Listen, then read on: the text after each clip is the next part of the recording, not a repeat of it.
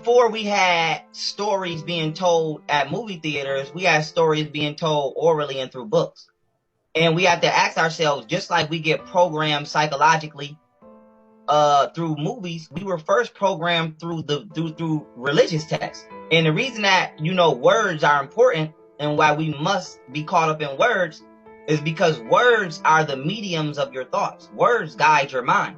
And words are actually a lower level of consciousness. We use words because we've been devolved from telepathy. But the reason I'm bringing that up is because if you look at the ancient Egyptians, not only did my ancestors have the oldest writing system in human existence, they didn't have a vernacular language. They didn't speak English. We told our stories through ideograms. And so the brain frequency of Africans at that time was just extremely high. And the reason I'm bringing that up is because in order to conquest the African mind, you have to lower its megahertz frequency. And that is what words do. So let's just break down, words, especially since we're talking about, brainwashing and mind programming. A word, to define something, right? D means away and fine means high quality. So when you define something, you take it away from its highest quality. So not only do we define words via vocabulary indexes that we create, then we utilize these words. Now you have what is called typoglyphia, which is your brain's ability to acknowledge and define a word as long as the first or the last letter is in a proper place. So in religious texts, it says what? The tongue is mightier than the sword. Why? Because you have ridges on the top of your mouth that create what is called audible friction. And when you see black people, some of my ancestors who have not been colonized, they still talk with the cluck. For example, they talk like, and the reason that that's important is because my ancestors didn't use words, they used sounds. And they used the roof of their mouth and their jawbones to create audible friction, which stimulated their pineal glands, and they were actually able to speak things into existence. So in order to take that power away, because we all know when we were enslaved, our language was taken, but we just don't know the original language. So now that you know the original language, which was frequency, and pata, as we call it, in order to take this language, you had to create a vocabulary system, which literally imprisoned your tongue. So this is what words are used for. So the tongue is mightier than the sword. And this is when you put the S on the back of the word sword, you get the word words. So a word is like what you use to battle the mind's ability to communicate itself. Now, when we go into the English language, we use words to create sentences.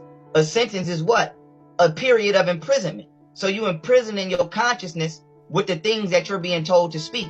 Now, after you get sentenced, just like in a courtroom, you become convicted. Convicted means just to convince. So we just convincing ourselves of the reality that we live in, and that's why it exists. And so even continuing down that path, when we go into wordplay, we convince each other by making statements. A state is the state of existence, and ment is your mentality. So depending upon my tone of voice and how I speak to you, I can put your mentality in the state that I want it to be in.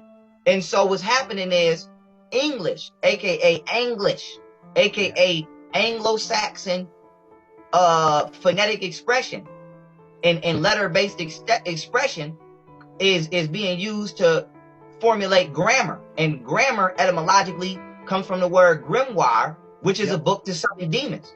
And so what we're doing with the alphabet, because alpha is the lowest level of brain frequency you can have, and beta is as well.